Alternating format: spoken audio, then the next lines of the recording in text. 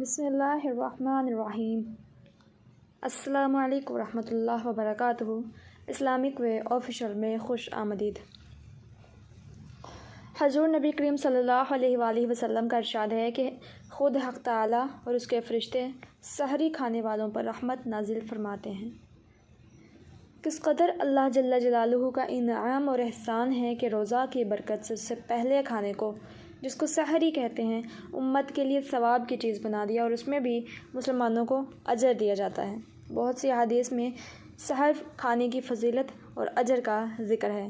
علامہ عینی رحمۃ اللہ نے 17 صحابہ رضی اللہ عنہم سے اس کی فضیلت کی احادیث نقل کی ہیں اور اس کے مستحب ہونے پر اجماع نقل کیا ہے۔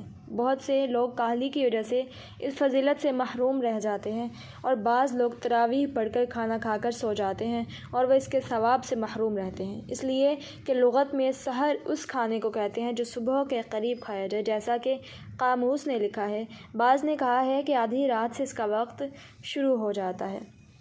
صاحب کشاف رحمۃ اللہ نے اخیر کے چھٹے حصے کو بتلایا ہے، یعنی تمام رات کو 6 حصوں پر تقسیم کر کے اخیر کا حصہ، مثلاً اگر غروب آفتاب سے طلوع صبح تک 12 گھنٹے ہوں تو اخیر کے 2 گھنٹے سحر کا وقت ہے، اور ان میں بھی تاخیر اولیٰ ہے، بشرطے یہ کہ اتنی تاخیر نہ ہو کہ روزہ میں شک ہونے لگے۔ سحر کی فضیلت بہت سی احادیث میں آئی ہے۔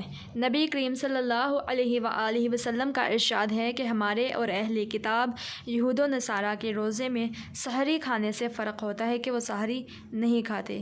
ایک جگہ ارشاد ہے کہ سحری کھایا کرو کہ اس میں برکت ہے۔ ایک جگہ ارشاد ہے کہ 3 چیزوں میں برکت ہے: جماعت میں، اور سرید میں، اور سحری کھانے میں۔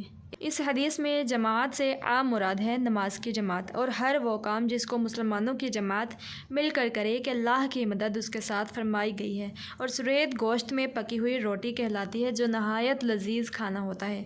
تیسرے سحری، نبی کریم صلی اللہ علیہ وآلہ وسلم جب کسی صحابی کو اپنے ساتھ سحر کھلانے کے لیے بلاتے تو ارشاد فرماتے کہ آؤ برکت کا کھانا کھا لو۔ ایک حدیث میں ارشاد ہے کہ سحری کھا کر روزہ پر قوت حاصل کرو، اور دوپہر کو سو کر آخر شب کے اٹھنے پر مدد چاہا کرو۔ حضرت عبداللہ بن حارث رضی اللہ عنہ ایک صحابی رضی اللہ عنہ سے نقل کرتے ہیں کہ میں حضور صلی اللہ علیہ وآلہ وسلم کی خدمت میں ایسے وقت میں حاضر ہوا کہ آپ صلی اللہ علیہ وآلہ وسلم سحری نوش فرما رہے تھے۔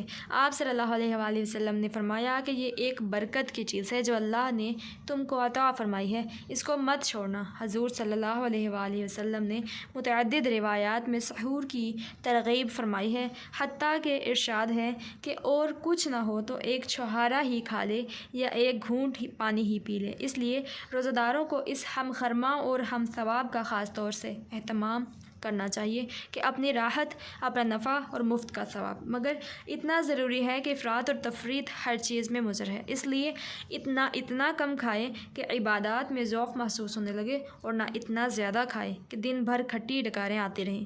خود ان حدیث میں بھی اس طرف اشارہ ہے کہ چاہے ایک چھوارا ہو یا ایک گھونٹ پانی، نیز مستقل احادیث میں بھی بہت کھانے کی ممانعت ہے۔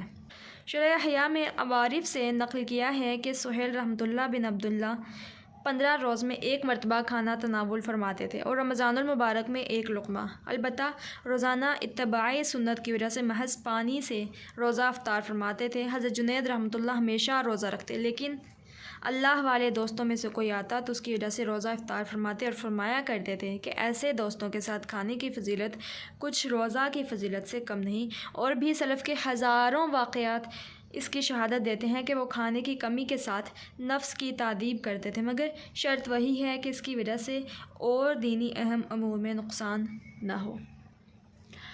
جزاکم اللہ خیرا کثیرا۔ السلام علیکم ورحمۃ اللہ وبرکاتہ۔